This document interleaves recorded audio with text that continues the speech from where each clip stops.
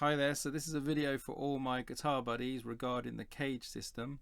So recently I've been asked a few questions about the CAGED system and I made some diagrams, and I thought I would do an explainer video on the system and the diagrams to help. And so what we've got to start with is the C major layout, if you like, of all the possible versions of a C major chord. So when we look at this first diagram, if you're familiar to your open chords, you'll see this here as the C chord shape. And so the C chord shape, which I will in a moment play through these and get a closer video of all the chord shapes, is this one here in the open position. Now as you go up the neck, so if we go up to the 3rd fret, you've got what we've got is the A chord barred. So an A shape, an A chord barred on the 3rd fret. Now you can do this as a bar like that, or you can use the 3 fingers to make the 8 and do the bar there. So that's the C chord. So that's the 2nd shape, and this is around the 3rd fret. Then if you look at the 5th fret, you would bar those notes and then you'd make a G chord shape. And the idea is that you'd bar on the 5th and then hold the G chord, which would be around about the 8th fret. And that would be quite a hard chord. You might find that hard to stretch and get those notes sounding clear. Might take a little bit of practice because obviously using the little finger and there's a bit of a stretch there. But that's how you would play it if you were playing it as a chord shape. And then we'll go to the 8th fret. We've got our E chord. So there's our E chord barred behind it. If you think about it as an F chord, so when we take an F chord, we're just moving up an E chord to make an F. So all we're doing is then shifting that F chord all the way up to the 8th fret. So on the 8th fret you see there's a C chord made out of my E shape there. And the idea then, the last one, would be the D chord. So you can see that triangular shape on the 12th fret. And if you were barring it, you'd bar it behind on the 10th. So you would literally bar the 10th and then make the D with the 3rd, the 2nd, 3rd and little finger there, and that would make you a D chord. So what we've got is a C, an A chord, a G chord, an E chord and D chord, which of course spells the word CAGED, and that's what the CAGED system means. When you hear someone talk about the CAGED, they're talking about a C chord shape, an A chord shape, a G chord shape, an E chord shape and D chord shape all over the neck. So when you learn this, the first thing you want to do is really get that idea in your head of playing the C chord, the A chord, the G chord, and moving them up the neck. Some of these chord shapes are not particularly easy to play, like the G chord, and the D chord's a little bit awkward. You would normally use the E chord shape and the A chord shape. That's one, if you've started to learn bar chords, they're going to be the ones that are going to be really familiar to you. The A chord shape and the E chord shape, they're the most common, and then obviously the C open. But the other two, although they're less common, they're important because they link up the gaps on the fretboard. So now we've got all the possible versions of a C chord all the way over the fretboard. And so you're building up this picture of what a C chord looks like everywhere. And this will help you when you're playing lead guitar, so that if you're playing scales, that you can target notes within a C chord within that scale. So if you're playing over a C chord, for example, these notes would be the best notes to hit to make it sound melodic and correct. And the other notes within the C scale are scales that would harmonize, that would create other sounds, but these are what, your prime notes that you'd want to hit. So this will help you an awful lot if you're playing over simple chord progressions and you want your lead playing to sound more melodic. So good examples, if you listen to the Comfortable Numb solo on Pink Floyd, there's a little section where he plays a D swooped arpeggio, and then he plays an F sharp on the 14th fret, and it goes now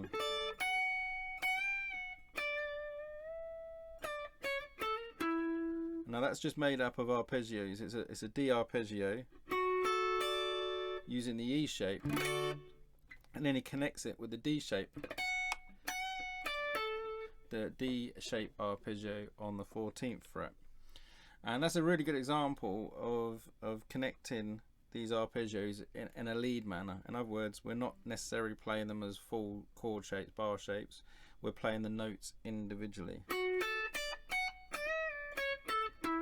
And the next chord he goes to is an A, so then he goes into an A shape, and he's connecting these notes up in a way that's separately picking out the notes of the chord, which is an arpeggio.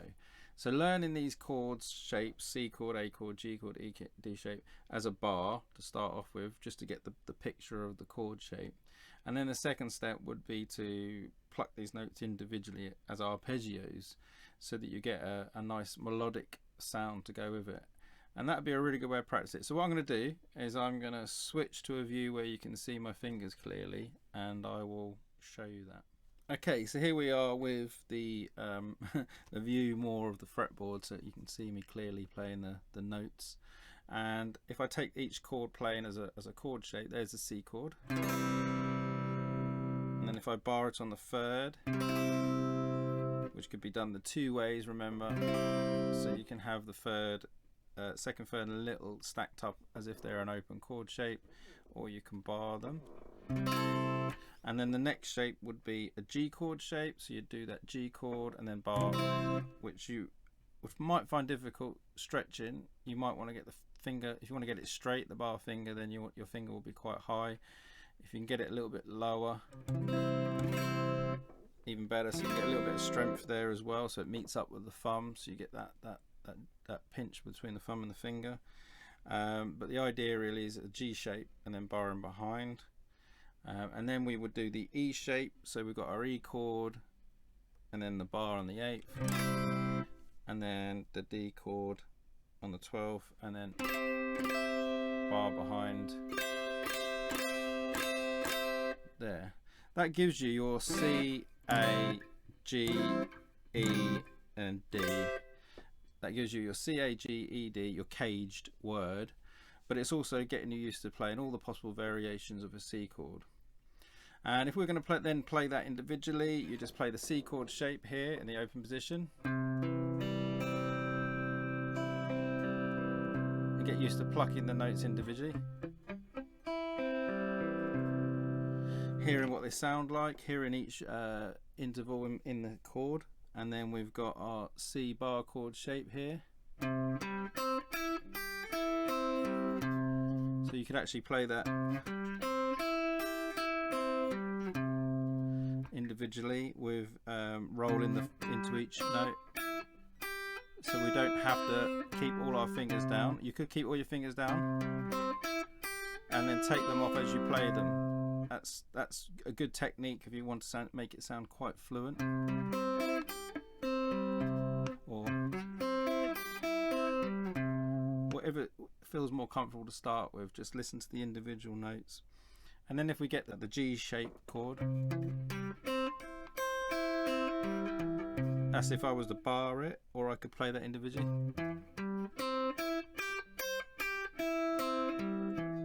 A little bit more of an awkward shape, but playing individually you've got a little bit more scope or room. And then the next one would be the E shape.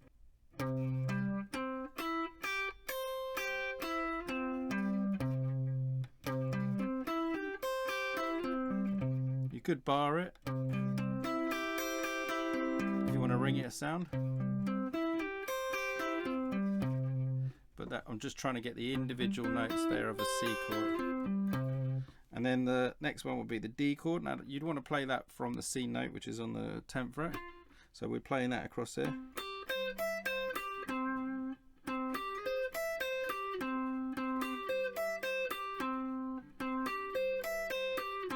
Whichever you prefer finger wise, using your little fingers good. Or you might want to stretch a bit further and use that second and third finger.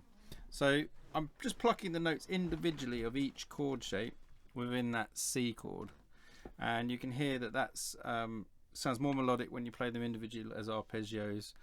And there's going to be some tricky points in there, but it's really just so that you get used to seeing all the possible variations of a chord. Okay, I'll go back to the other mode now. Okay, so hopefully that makes sense, understanding those variations of the C chords all the way up the neck using the C, A, G, E, D chords, hence the name, the CAGED system. That should make sense now. But we've also got all the other variations of the other chords that occur in that word. Obviously this works for any chord, so if you start with any chord using one of these shapes, then you just then move up the same order of the system. So let's take our next one as an example. If we start on the 2nd fret as an A chord, which is the 2nd letter in the word caged, then the next letter would be G, then E, then D, and then we haven't done C yet. That would be the next one along, because obviously we've started on the letter A. So no matter what letter you start on, you're going to go back round until you arrive back at the same chord again.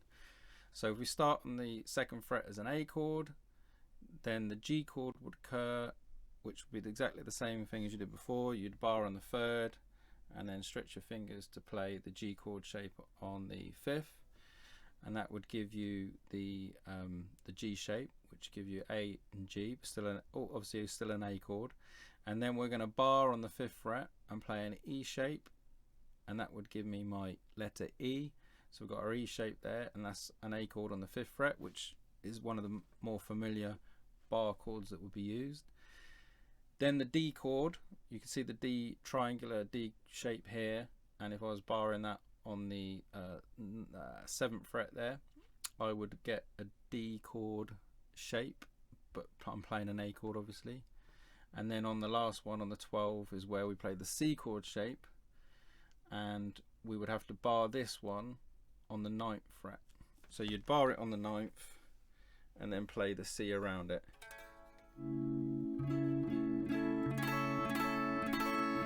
And that would give me an A chord using the C shape, and that's the start of the word cage, and that goes around again.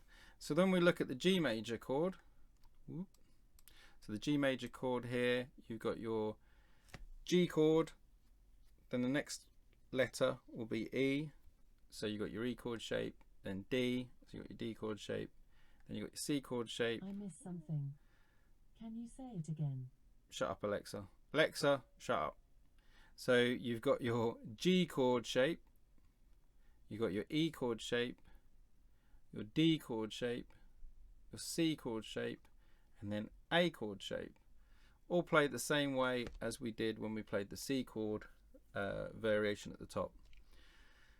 Then the same will be for the E's. We start on an E, which means the next one's a D, then a C, obviously back to A and G. So it's just where it starts, and then you just work your way up the fretboard playing those same shapes. They're the same distance apart as well. So when you play that first diagram up here for the C chord, you can see that C connects straight, the root of the C connects straight to a bar for the A chord. This will occur up here as well. There's a C chord, connects straight to the root of the bar of the A. So they're always the same distance apart. So you notice I put the red roots, or the red roots are on there. This was a diagram that I found on the internet that wasn't very good. There was bits wrong with it, bits missing. So I've added in the bits that were missing and tidied it up. But the actual design of it looked quite neat and organised, so I just improved upon it.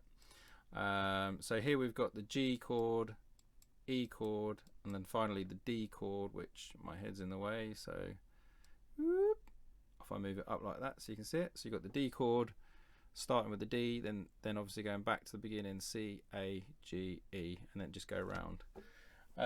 So that is the CAGED system, and obviously the same thing with every one of these. I think these are the ones you'd want to start with because it really cements that idea, that system. And if you can get your head around it and just understand the basics of chords going up and down the fretboard, it's just a good way of seeing all the major chord shapes, a visual way of seeing the major chord shapes. Also understanding which notes in there are root, the 3rd, the 5th.